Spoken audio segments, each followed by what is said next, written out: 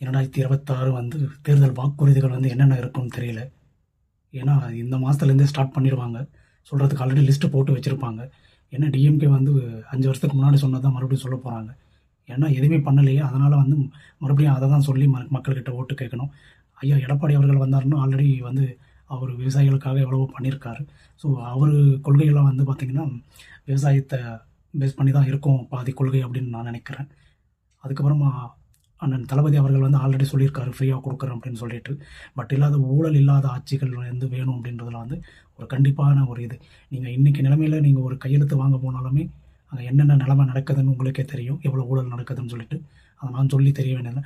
ஒவ்வொரு மக்களும் ஒவ்வொரு கவர்மெண்ட் ஆஃபீஸ்க்கு போகும்போது அங்கே என்ன நிலைமை அப்படின்றது தெரியும். ஒரு சில இடத்துல நல்லா தான் இருக்குது, பட் கம்ப்ளீட்டாக வந்து எல்லா இடத்துலையுமே அந்த மாதிரி நடக்காமல் இல்லை, வாங்கிட்டு தான் இருக்காங்க. ஸோ அதை வந்து கம்ப்ளீட்டாக வந்து இது பண்ணணும் அப்படின்ற ஒரு நல்ல கொள்கையோடு அண்ணன் தளபதி வந்து இருக்கும் அப்படின்னு நான் நம்புகிறேன்.